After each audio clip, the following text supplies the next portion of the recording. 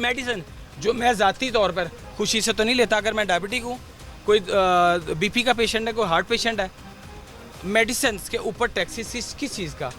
आप एक मुसलमान मुआशरे में एग्जिस्ट कर रहे हैं, आपको तो वेलफेयर गवर्नमेंट होना चाहिए, वेलफेयर या छल फरेब गवर्नमेंट होना चाहिए। मुझे सिर्फ ये बता दें, सिर्फ मेडिसिन के ऊपर। उसके बाद तालीम, जो मेरे बच्चों का बेसिक हक है, जो हर इंसान के बच्चों का बेसिक हक है, तालीम के ऊपर टैक्स किस चीज़ का? जबकि आप खुरोनोश पे भी टैक्स ले रहे हैं, बिजली पर भी टैक्स ले रहे हैं, गैस पर भी टैक्स ले रहे हैं, और मोबाइल पर भी टैक्स ले, अद्वियात पे भी टैक्स ले रहे हैं, हॉस्पिटल जा रहे हैं उस पर भी टैक्स है, टैक्सीज है।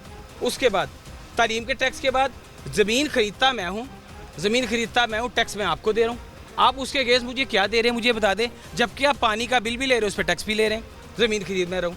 उसके बाद जो हम कोई अगर बैंक में पैसे मैं अपने जमा करवा रहा हूँ, वो निकलवाने के लिए मुझे 1 लाख रुपए जमा करवाने तो 99,500 रुपये मिलने हैं मुझे, मैं 500 रुपये किस चीज़ का दे रहा हूँ, या 300 रुपये किस चीज़ का विथहोल्डिंग टैक्स दे रहा हूँ। इतने कारोबार कर रहा हूँ, कारोबार करने के बाद मुझे 1 साल उसकी रिटर्न भी जमा करवानी है। और अब रिटर्न जमा करवाने के बाद कि आपने कोई ऐसा परफॉर्मा बनाया, कोई आम ताजिर उस रिटर्न को फिल करने के लिए समझ जाए, ऐसा कुछ भी नहीं है।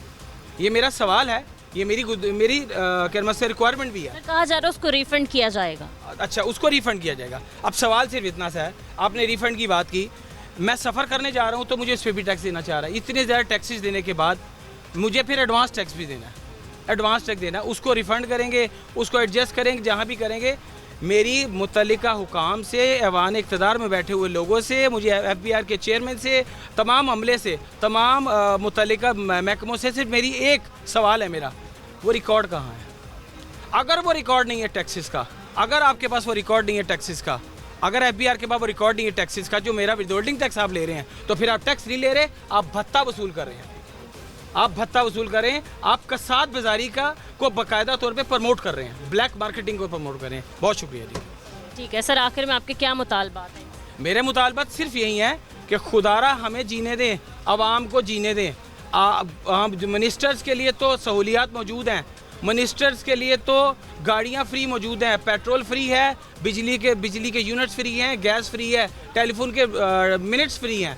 हमारे लिए क्या फ्री है बता दे? सिर्फ टैक्स जमा करवाना फ्री है कि हमने फ्री में उस लाइन में खड़ा होना है? मैं हवाई सफ़र पे अगर हूँ तो अगर हवाई सफ़र तब भी मैंने टैक्स देना है, और हवा वो इसका मतलब हवा खाने का टैक्स मैं दे रहा हूँ। मैं अगर बिजली की लाइनों में, बिजली का बिल जमा करवाने की लाइनों में खड़ा हूँ तो मेरा वो खड़ा होना सिर्फ फ्री है। उसके अलावा क्या है? मुझे हमें सहूलियात दें, इस मुल्क को वेलफेयर कंट्री बनाएं।